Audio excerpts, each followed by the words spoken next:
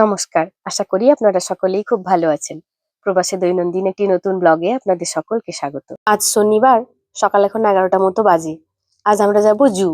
সবাই দুপুরের খাবার খেয়েই বেরোবো, সেজন্য আমি রান্নাটা তাড়াতাড়ি সেরে ফেলেছি। আর 5 মিনিট মতো এটা হোক, তারপর ওভেনটা বন্ধ করে দেব। ততক্ষণ চলুন আপনাদের দেখায় ব্ল্যাক ফ্রাইডেতে কি কি কিনেছি। অ্যামাজন থেকে এই ননস্টিক কুকিং সেটটা নিয়েছি। এটা ইন্ডাকশন আর ওভেন দুটোতেই ইউজ করা যাবে। আমার যেহেতু এখানে ইন্ডাকশন নেই, তাই আমি এটা ওভেনেই ইউজ করব। বেশ অনেক কটাই আছে একসঙ্গে। এটার দাম ছিল $89, আমি পেয়েছি $66। আর এই যে এটার সঙ্গে দিয়েছি হিট রেসিস্ট্যান্ট ম্যাট। শ্যান্সির জন্য এই জ্যাকেটটা নিয়েছি।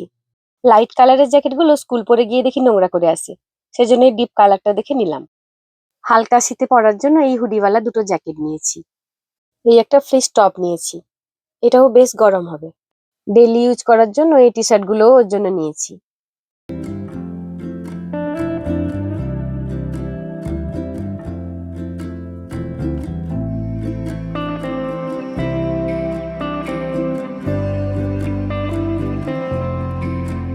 এই একটা টুপি নিয়েছি, আর নিয়েছি মিটেন্স। এই একটা ফ্লিস পাজামা সেটও নিয়েছি ওর জন্য। রাতে পরে শোয়ার জন্য এগুলো বেশ ভালো, খুব আরাম হয়। এই দুটো ফ্লিস প্যান্ট নিয়েছি। এই স্নোবুট জোড়াটাও ওর জন্য নিয়েছি। আমার জন্য নিয়েছি এই একটা কার্ডিগান, এই একটা জ্যাকেট, আর এই একটা জ্যাকেট। ব্যাস, এগুলোই কেনাকাটি।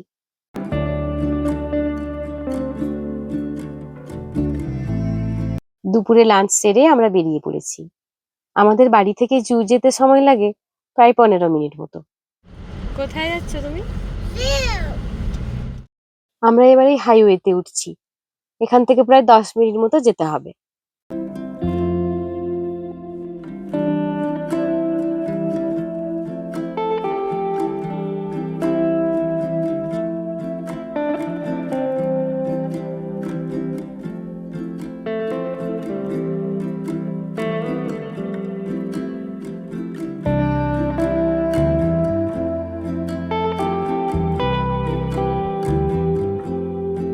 আমরা প্রায় পৌঁছে গেছি, এখান থেকে আর 2-3 মিনিট মতো লাগবে।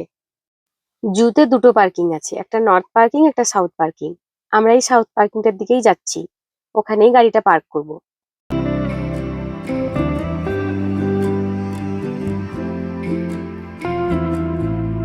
গাড়ি পার্ক করা হয়ে গেছে।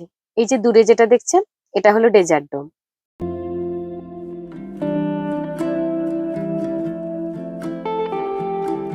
এই জুটির নাম হলো ওমাহা হেনরি ডুলি জু। এটি হলো জুতে ঢোকার মেন গেট। এটি হলো জু এর ম্যাপ। এই জুটি আয়তনে বিশাল বড়, প্রায় 160 একর জমি নিয়ে এটি তৈরি।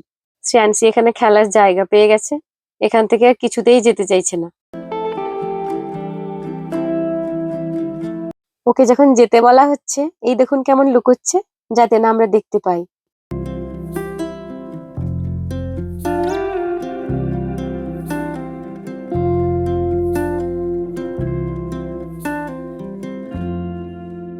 চলো।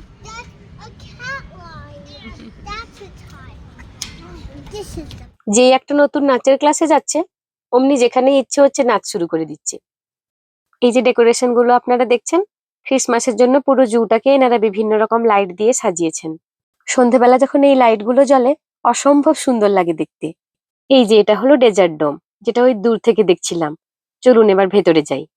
মরুভূমিতে যেসব প্রাণীরা থাকে, এই ঠান্ডার দেশে তো ওদের বাইরে রাখা সম্ভব নয়, তাই ওইসব প্রাণীদের রাখার জন্য কৃত্রিম ভাবে এনারা এই ডেজার্ট ডোমটি তৈরি করেছেন।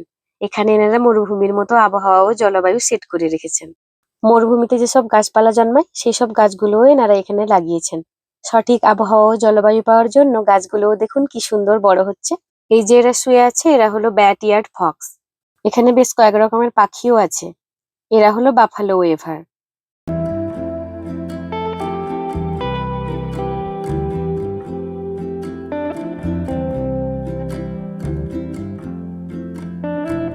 এই গাছটি কিন্তু আমাদের দেশে খুব দেখা যায়, বলুন।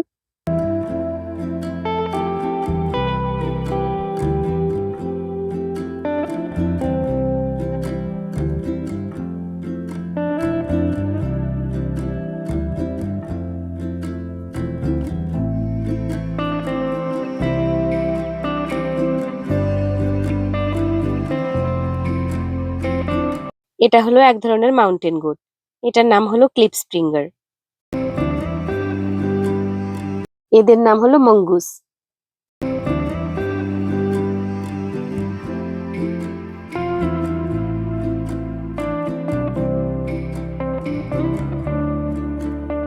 এখানে একটি ছোট্ট পন্ড করা আছে। এখানে সাঁতার কাটছে একটি হাঁস। গতবার যখন এসেছিলাম বেশ অনেক কটাই হাঁস ছিল। এই যে গুহাটা আপনারা দেখছেন, এখানে কাচের ঘরের মধ্যে রাখা আছে বিভিন্ন প্রজাতির সাপ। তবে ওগুলো দেখার সাহস আমার নেই, তাই আমি এদিকটাতে চলে এলাম।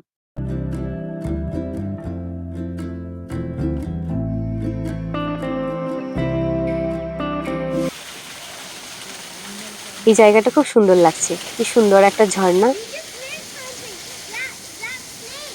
এই যে এখানে যারা শুয়ে আছে, ওরা লাঞ্চ সেরে একটু জিরিয়ে নিচ্ছে। এদের নাম হলো খোলার্ড পেকারি। এরা দেখতে অনেকটা ওই পিগের মতো। এই দেখুন কি সুন্দর দুটো পেঁচা গাছের ডালে বসে আছে।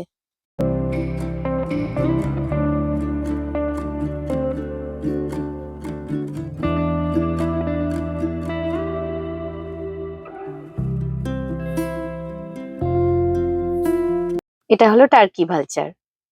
চলুন তাহলে এবার ডেজার্ট ডোম থেকে বেরোই, অন্য দিকটাতে যাব। এখন আমরা চলে এসেছি অ্যাভিয়ারিতে।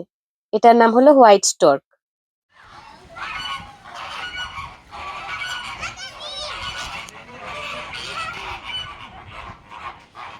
এগুলো সব হলো ফ্লেমিঙ্গো।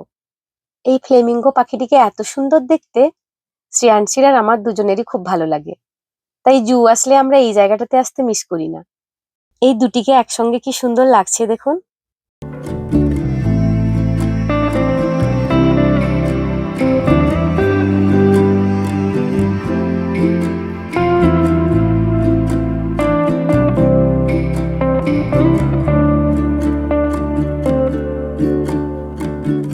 এখন আমরা যাচ্ছি এশিয়ান হাইল্যান্ডসে। এখানে আছে একটি রাইনো, আর ওই পাশের যে দুটো দেখছেন ওগুলো হলো এক ধরনের হরিণ। এদের আবার শিং নেই। আর যাকে দেখার জন্য আমাদের এতটা দূর হেঁটে আসা, সেটি হলো এই বাঘ।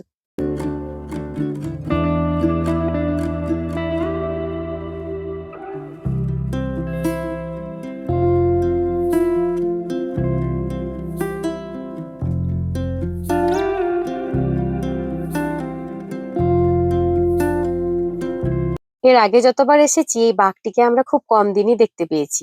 এরম ঘোরাফেরা করতে কোনোদিনও দেখিনি। এই যে বড় বড় পাথরগুলো দেখছেন, এর মাঝে কোথাও লুকিয়ে থাকে আর না হয় ঘুমিয়ে থাকে।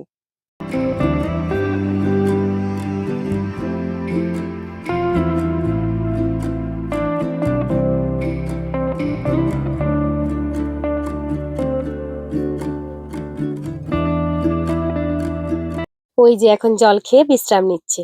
চলুন আমরাও তাহলে অন্য দিকটা ঘুরে দেখি। এখানে আছে টাকিন আর গোরাল। এখানে পাশাপাশি আরো অনেক ধরনের জীবজন্তু ছিল, যাদেরকে ঠান্ডার জন্য এনারা অন্য জায়গায় ট্রান্সফার করে দিয়েছেন। যখন গ্রীষ্মকাল আসবে তখন আবার ওদেরকে এখানে নিয়ে আসা হবে। এবার আমরা চলে এসেছি গরিলা ভ্যালিতে। চলুন ভেতরে যাই।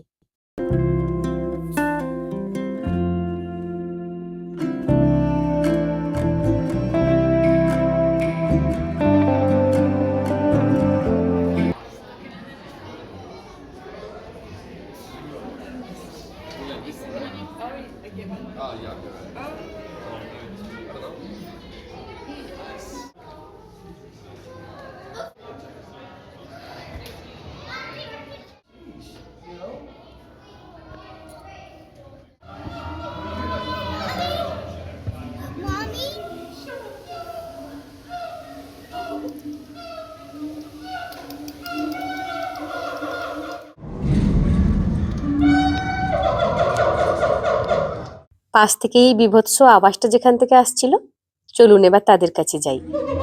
এই যে এবার এখানটাতে চলে এসেছি। দাঁড়ান আপনাদের জুম করে দেখাই।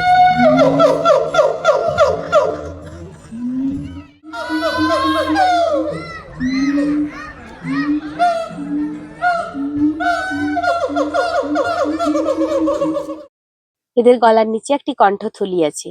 এরা এভাবেই দ্বৈত কণ্ঠে গান করে। এভাবেই নিজেদের পরিবারের সঙ্গে কমিউনিকেট করে এবং আঞ্চলিক প্রতিরক্ষার আবেগ প্রকাশ করে। এদের নাম হলো সায়েম্যাং। যেসব বনাঞ্চলে সারা বছর প্রচুর পরিমাণে বৃষ্টিপাত হয়, সেই অতিবৃষ্টি বনাঞ্চলে এদের বসবাস। সিলিং এর এই ব্যাম্বু লাইটগুলো কিন্তু ভারী সুন্দর লাগছে। আমরা এখন চলে এসেছি ওরাংওটাং ফরেস্টে।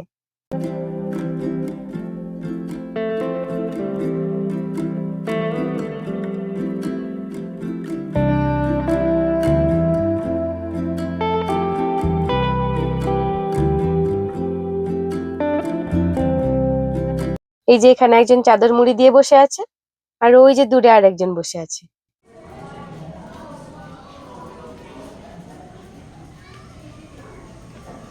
এখানে একটা জায়গা আছে যেখানে ওরাংওটাং এর সঙ্গে সেলফি নেওয়া যায়। এই দেখুন, এখানে আমাদের সেলফি নেওয়া হয়ে গেল। এই যে ওয়ালে যে ডিসপ্লেটা দেখছেন, এটা ইন্দোনেশিয়ান আইল্যান্ডের interacting touch screen map.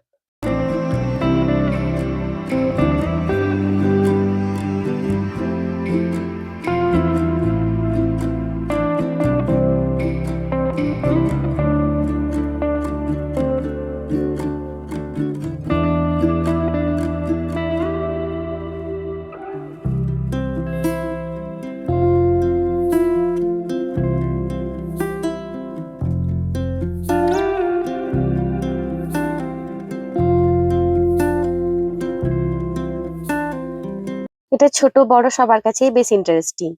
Shreyanshi দেখছি এখান থেকে যেন আর নড়ছে না। ওই ছবিগুলো টাচ করলে বিভিন্ন রকম জীবজন্তু পশু পাখির ইনফরমেশন পেয়ে যাচ্ছে তো, তাই ওর বেশ ভালো লাগছে। এখন 4:45 মতো বাজে। এখন এখানে সব ক্রিসমাসের লাইট গুলো জ্বলে উঠেছে। চলুন একটু ঘুরে দেখি। এখন জু প্রায় ক্লোজিং টাইম। শুনলাম এনাদের নাকি একটা প্রোগ্রাম শুরু হয় যেটা রাত 11টা পর্যন্ত চলে। তবে এই ঠান্ডাতে আর আমাদের বেশিক্ষণ বাইরে থাকা সম্ভব নয়। তারপর সেই কখন দুপুরবেলা বেরিয়েছি, সবাই টায়ার্ড। পাঁচটা একটু ঘুরে দেখে নি, তারপর তাড়াতাড়ি বাড়ি ফিরবো।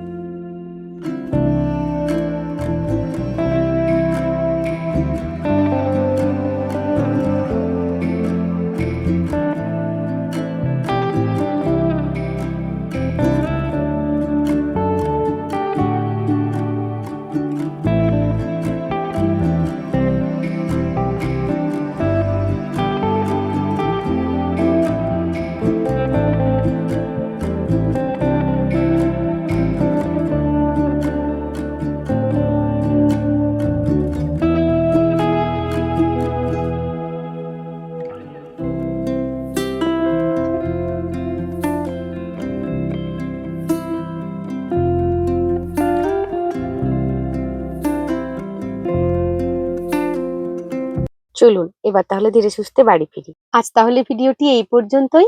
আবার দেখা হবে পরের একটি ভিডিওতে। আপনারা সবাই ভালো থাকবেন, সুস্থ থাকবেন। আর আমার ভিডিওটি যদি আপনাদের ভালো লেগে থাকে তাহলে একটা লাইক করে দেবেন। আমার ভিডিওগুলো আপনারা যদি মিস না করতে চান তাহলে আমার চ্যানেলটি সাবস্ক্রাইব করে নিতে পারেন। তাহলে আমি যখনই ভিডিও আপলোড করব আপনার কাছে সেটা নোটিফিকেশনে চলে যাবে। আপনি আর সেটা মিস করবেন না।